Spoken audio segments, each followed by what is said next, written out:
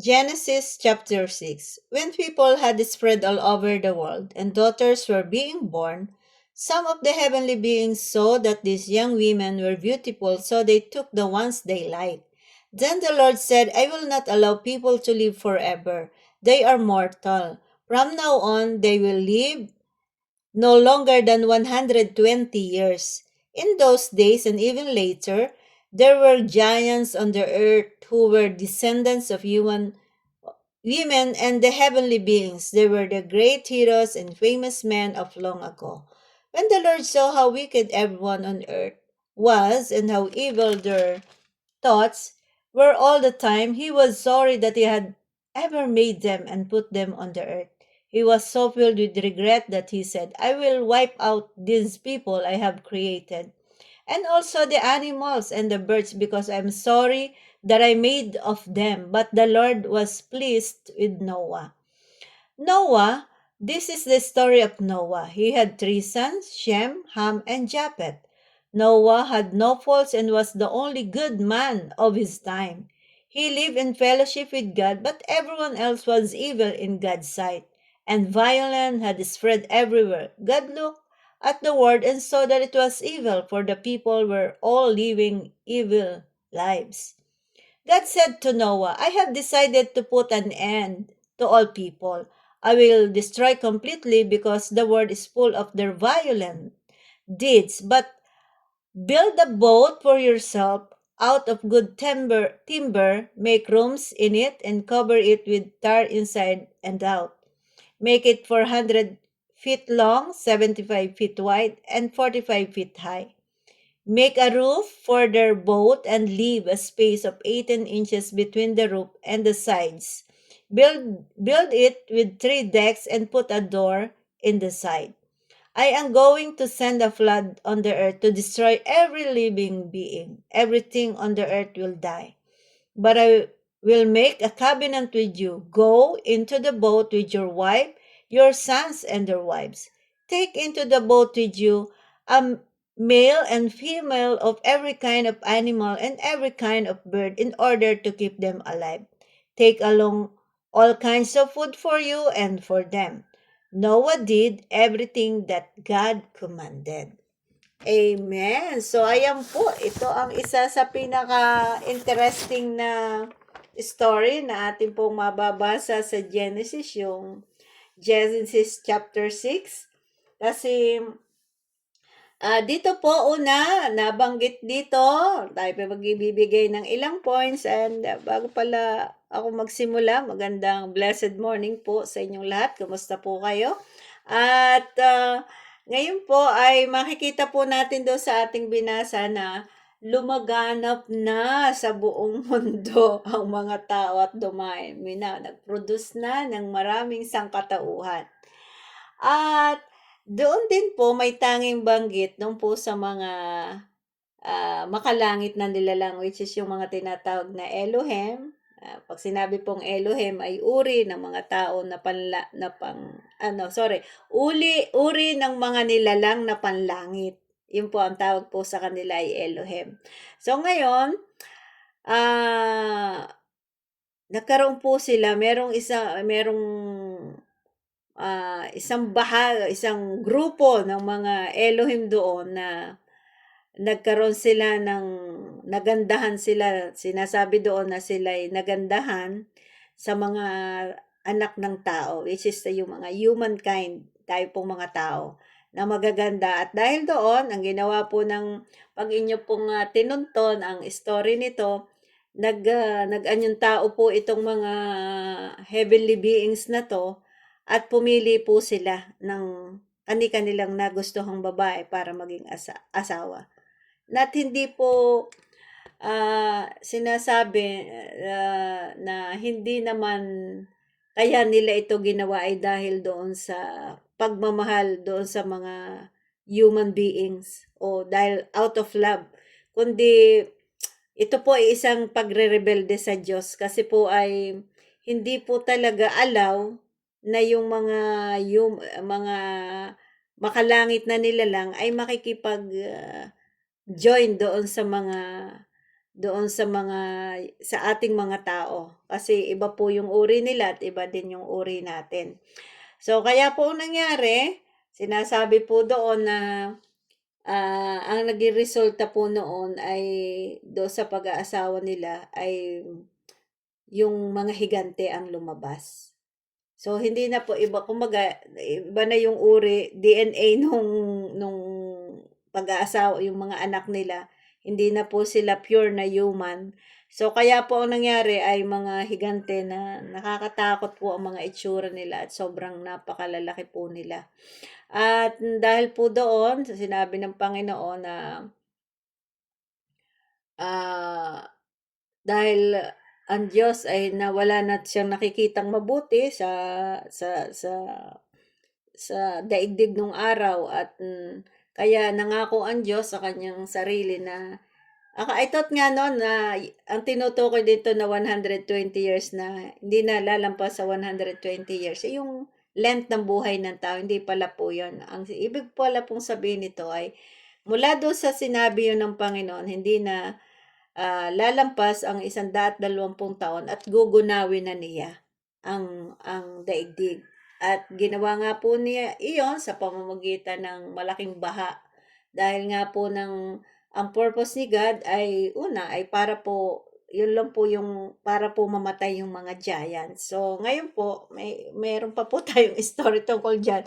So at sinasabi po na itong mga giants na ito ay tinatawag na mga heroes. Pero pag akala po natin nun, yung heroes, yung mga bayani, akala po natin ay mabubuti sila. Pero pag inyo pong tiningnan yung dinip yung story nito, ay hindi po yun ang ibig sabihin nun. Ang ibig pong sabihin nito ay sila po ay mga masasama po sila at sinasabi nga po na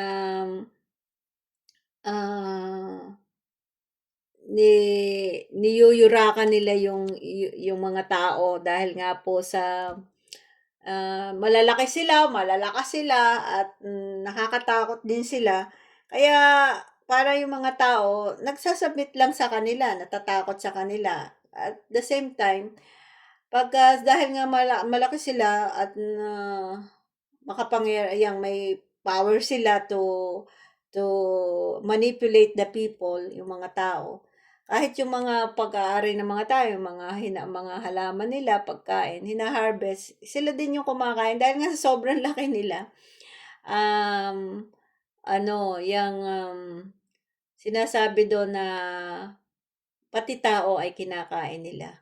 Kaya possible po ang isa sa reason sinasabi doon sa alamat na sa possible na reason bakit talaga ginawa ito ng mga Elohim hindi para dahil sa pagmamahal nila sa humankind kundi para yung plano ng Diyos para sa mga tao na ang tao ay dalhin ng Panginoon doon sa bagong langit at bagong lupa ay hindi matupad sa true doon kasi kung kinakain po nila yung mga tao at inaapi ng mga giants, eventually mauubos po yung mga tao. I don't know how many kaya nilang kainin sa isang araw. Ay siguro hindi kakasyang isang tao lang sa pagkain sa sobrang laki nila.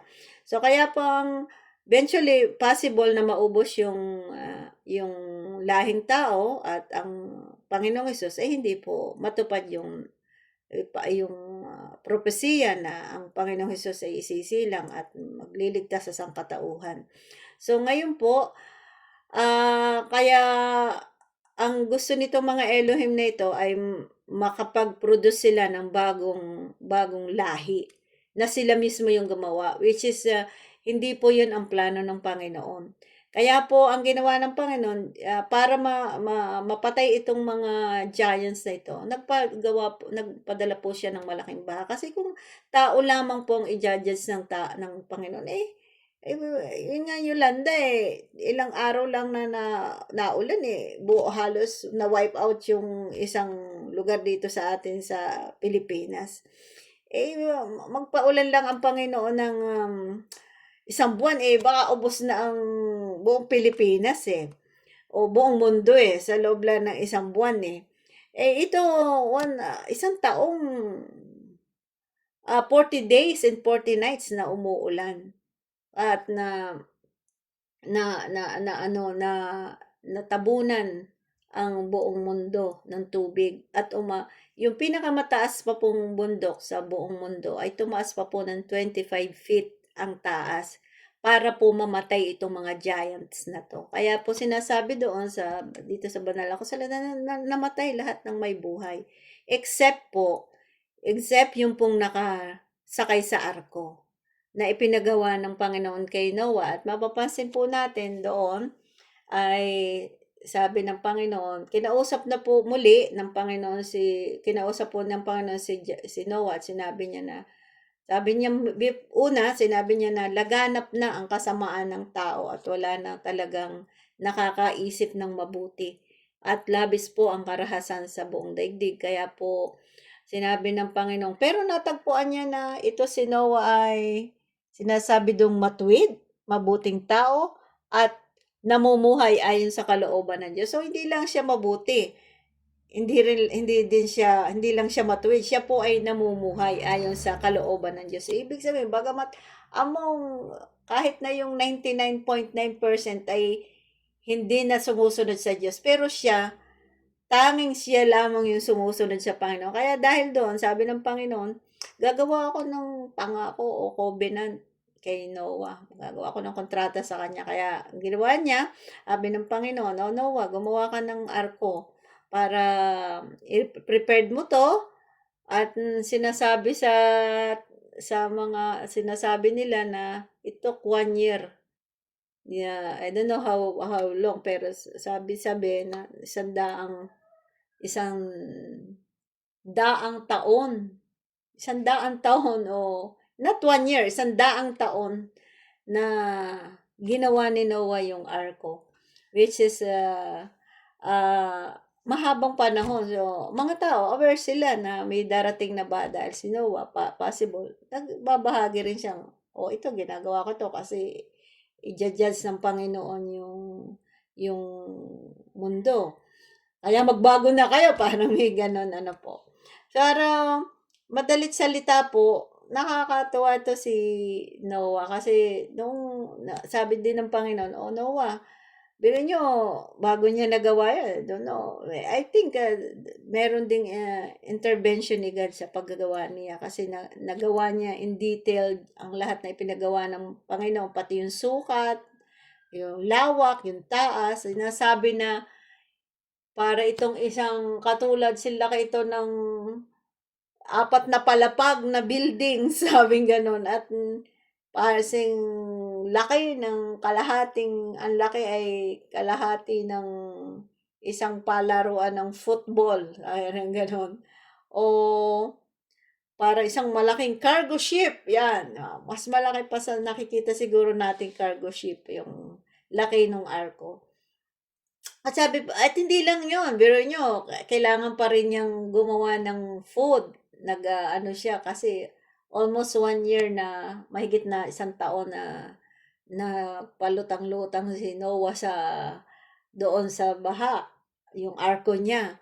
So, nandun yung mga kasamang mga hayop, na may mga pares-pares na mga hayop. At sabi ng Panginoon, magpiprepare ka rin ng pagkain ng mga hayop.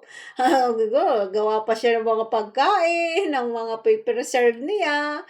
Tapos sabi, pati din sa inyo pati yung sa kanila, nag-prepare din po siya for the higit sa mahigit na 1 taon na pagkain para sa kanya. I wonder pa yung paano, siyempre yung mga hayop, kailangan din yung mga dumi noon. Meron din silang, may lagayan din si Noah noon. So, lahat ng yon I believe na nagawa ni Noah yun dahil sa tulong ng Panginoon. Merong intervention ni God doon. Divine intervention ni God, yan ang tamang word. Kaya po, tayong mga tao, pagka po sumukdol na individual o by groups or by family, sumukdol na po yung kasamaan, yun po ay talagang meron pong katakdan ng Diyos at tiyak na tayo hahatulan. Ano man po ang ating ginagawang hindi mabuti, tayo po hindi nakakasunod sa kalooban ng Panginoon, maaari tayong hatulan ng pangsarili, pangpamilya, kung sa family ang umiikot yung kasalanan, o pang-komunidad, o pang-bansa, o pang-mundo. Ayan po yan. So, at yun naman po ang dahilan kaya naman po ibinigay ang iniutos ng Panginoon na ibahagi ang mabuting balita ng kaligtasan at turuan ang mga tao na magsisi at sumunod sa lahat na pinag-uutos ng Panginoon Jesus, sapagkat itinakda na ng Diyos ang paghuhukom. At muli po niya yung gagawin kung paano niya hinukuman yung panahon ni Noah, ang mga tao, gagawin po uli ng Panginoon yun. At sa yun ay sa pamamagitan ng ating Panginoong Jesus.